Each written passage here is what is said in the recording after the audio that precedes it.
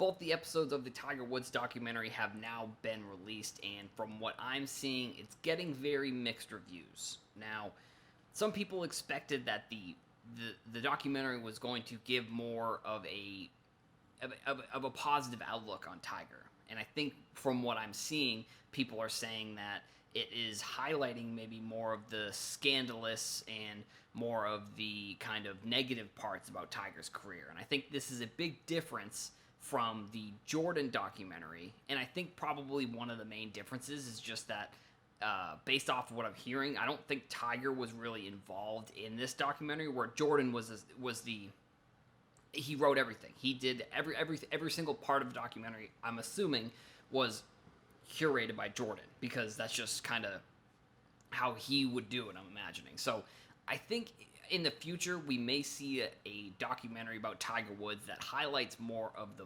positives in his career, and I think that's kind of the main mixed review part of it that I'm seeing, at least online, is that people are saying that they think it's a little bit more negative than it should be, and I also don't necessarily think that it. I think that he has had a pretty wild career if you really look back at it. Kind of all the scandals and kind of all this stuff. I think he, unlike, and I think Jordan also has had some scandals, but not to the level of Tiger Woods. I think the rise and fall and rise again of Woods is one of the craziest stories, I think, really in the history of sports. You know, going from one of the youngest Masters champions to continuing his rise into golf allure and being one of the most popular, most successful golfers of all time, and then kind of going through some scandals like the stuff that happened with his, I think it was ex-wife, and then some of the other kind of weird stories that have come out of him, like doing like military training and stuff like that. And I think that going forward, documentaries are going to be, they're going to affect sports cards for sure. And I think we've seen that with the Jordan documentary and this Tiger Woods documentary. The Tiger Woods maybe a little bit more than the Jordan cards, because I think the Jordan cards were kind of already in a trajectory of going up.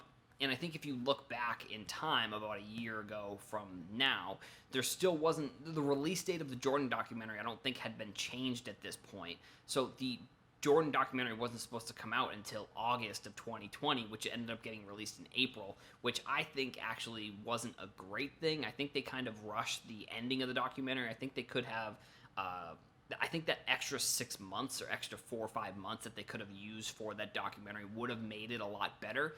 Because in my opinion, I think the Jordan documentary was good, but I don't think it was phenomenal. Like, I think it really had the chance to highlight his legacy, and I think it highlighted a lot of the good things, and I don't know. I just think that having that extra 3 or 4 months of the editing of that documentary for the Jordan one would have made the overall documentary a lot better.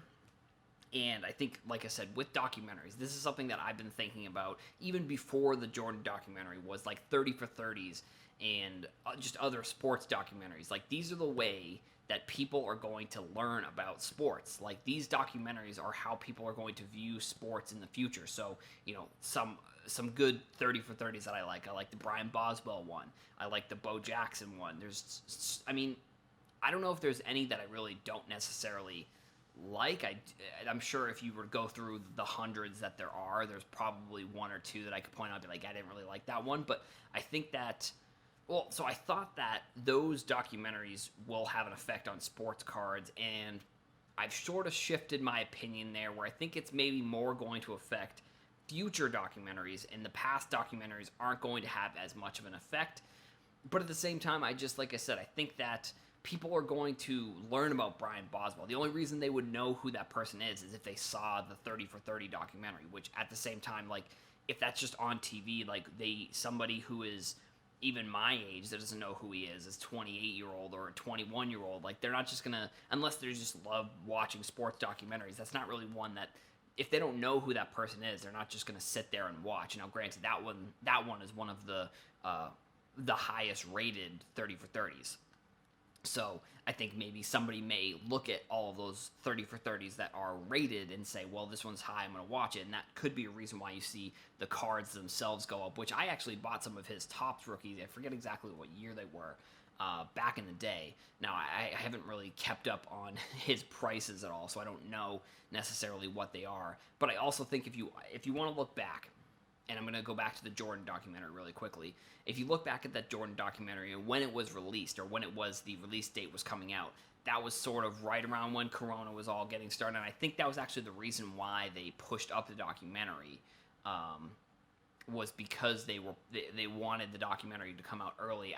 Actually, I guess that was the reason. I don't know if they came out fully and said that was the reason, but it was kind of interesting the way that everything all happened, and then next thing you know, they're releasing the Jordan documentary early. So I don't know. Maybe it could have been already done, and they're just saying, why wait until August? Just release it now. I'm not 100% sure about that. But either way, I think another thing that people need to put into perspective is how many of these cards there are, and just these Tiger Woods cards came out of it was a 2001 Upper Deck, and there's a ton of these cards. Like, I was reading an article by Otius, I forget exactly how to pronounce it, but he was saying he wrote an article for Beckett back in the day, or an article was written about him. I forget which way it was, but he said that he opened almost 7,000 cases of this product, and he sold almost 50,000 of these cards. Now, if you look at the pop report is going to tell you that there are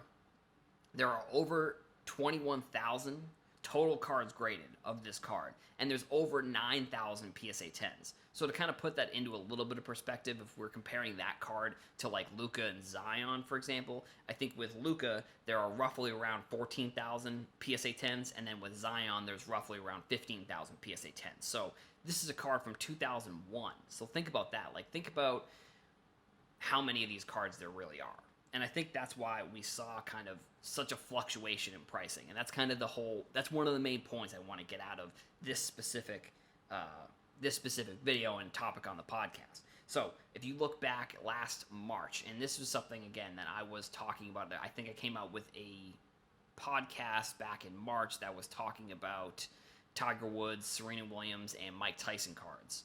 And one of the cards, obviously, was this 2001 Upper Deck Tiger Woods card that I have here, and that I'm talking about. So back in March, when I first came out with this original podcast, the cards were around $120, $120 for a PSA 10.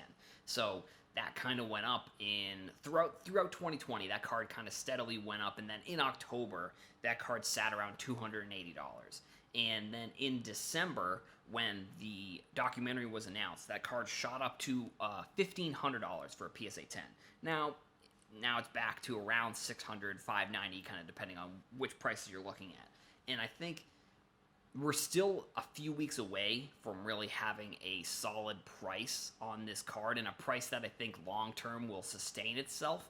And I don't know if it's going to drop below 300 or 400 or if it's going to go back to where it was, but I think long term I'm definitely a believer in this card because it's like the GOAT. Like, Tiger obviously is one of the best golfers of all time, if not the best. I guess you could argue that he may be the best. Like, I think golf is interesting because it's an individual game, so it's like if that one person isn't performing, then there's no one else they can really blame. Like, Jordan obviously going to the finals 6 times, winning 6 times, he was definitely one of the main factors, but there were so many other players that had huge effects on those championship runs for the Bulls.